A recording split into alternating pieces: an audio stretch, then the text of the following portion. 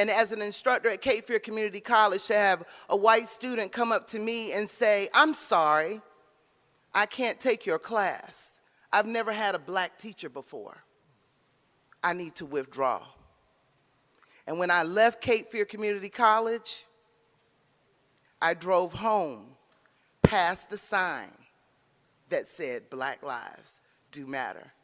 It is an apology to my parents, it's an apology to me, and I beg you to reconsider. This woman is Sandra McClammy from Wilmington, North Carolina. She gave a brilliant speech at a Wilmington City Council meeting about preserving an art mural that says, quote, "Black lives do matter. End racism now."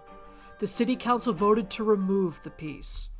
It's an apology to my parents, trying to explain to my siblings why pages out of their textbooks were missing. And it's an apology to me.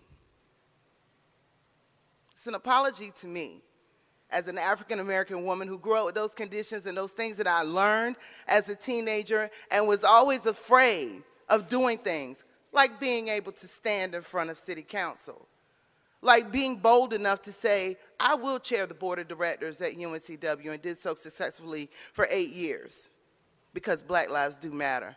At one point, I didn't think they did, and it's because of those stories. In 1973, I was 6 years old, and I remember walking in Woolworth with my mother, and the smell of popcorn and hot dogs really pulled me to the left.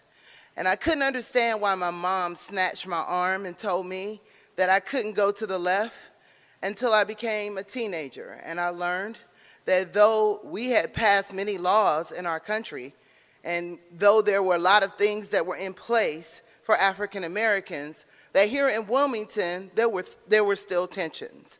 And I was not allowed as a black person to go to the counter in 1973.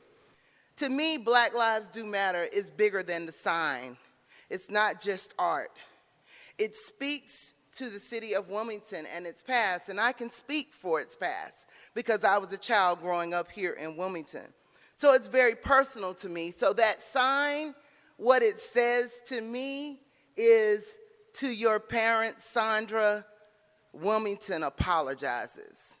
They apologize. We apologize to your mother, who told you the story about how she took the literacy test here in the 60s to vote, and she failed the test to vote. She said because she didn't guess the right amount of pennies in the jar, and she did not know the Celsius equivalent to 90 degrees. By the way, it's 32.5, but she did not know that at that time.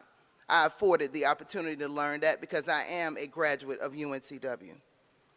To my father, who had to flee the north side of Wilmington in 1971 because the Wilmington 10 riots were going on, and he had to beg for a place to stay because they were burning down Wilmington on the north side. We were able to go to housing that my father had applied for.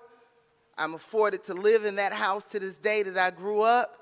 6 months after we moved from that house, the house I was born in was burned to the ground. The sign is an apology. The sign is an apology to my parents as they sent me to Winter Park Elementary and Forest Hills in the first, second, and third grade. And those schools had only been integrated 2 to 3 years. And I did not know that my mother was afraid every day I stepped foot in those schools. She didn't know what was going to happen to me. It is an apology to my parents. It's an apology to me. And I beg you to reconsider. Thank you. Thank you, ma'am. Thank you, Sandra.